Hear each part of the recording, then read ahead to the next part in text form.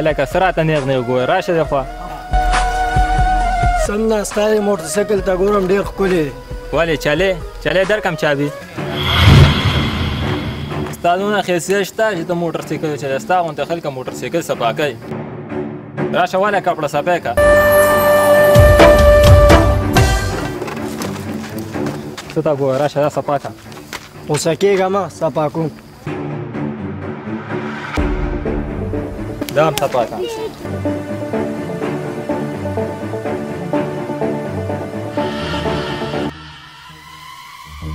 هلکو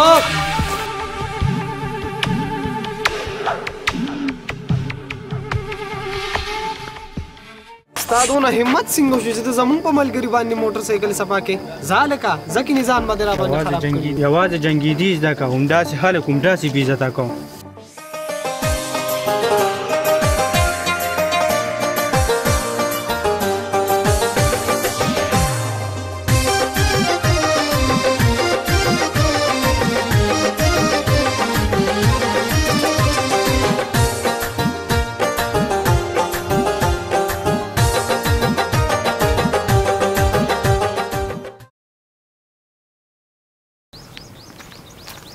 څنګه چل دی یارانو خیر دی وایه که نه ته څنګه یې یا لکه اکرامیا زونه چې ته سینټورس منټورس ته به چکر ولګو ځئ چې ځو که نه یار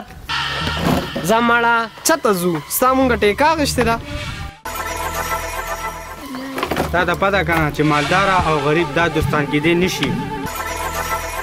او اکرام ما ته خو ده ته په ملګري ویلو باندې ځان بدې ښکاري او ته غریبي او غریب اوسه او انشاءالله 2-3 کاله پس به هم ته دغه شان غریب اوسې ښه غریب به یې صحیح دی وي 2-3 کاله بعد به مونږ همدغه شان خانان یو او دا به هماغسې غریبي پرېږده مړه دې غریب سره دا خبرې اترې په ایمان زما او د غریب سړي دا خواره خوله او شلېدلې پنسې مې بدې شي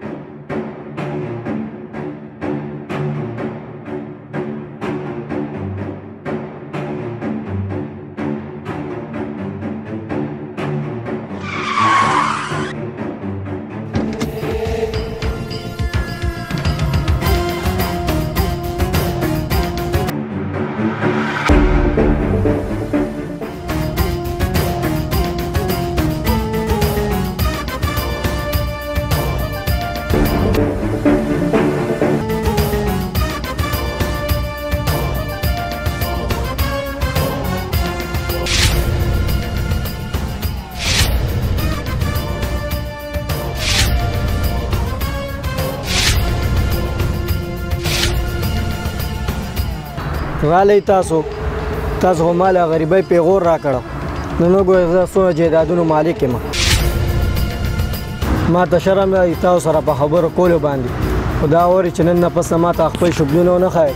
او تاسو یاران نه ماران یې مونږ ماران نه ستا یاران یو مونږ چې څه کړي دي ستا دپاره مو کړي چې تا نه څه جوړ شي مونږ به په زړه باندې ډېر غټ کاڼی ږدو چې هغه ته دا خبرې کوو او یارو دی نه بغیر کېږي نه پرېږده مړه چې څه ترې جوړ شي او که مونږ تا سره دوکه کوله مونږ به تا سره ورګوټوالي نه لوبې نه کولې ما معاف کوئ پته نه چې ما ستاسو باره کې څه سوچ کولو بس پرېږدئ دا خبرې هغې چې پارټي وکړو خرچه به زه وکړم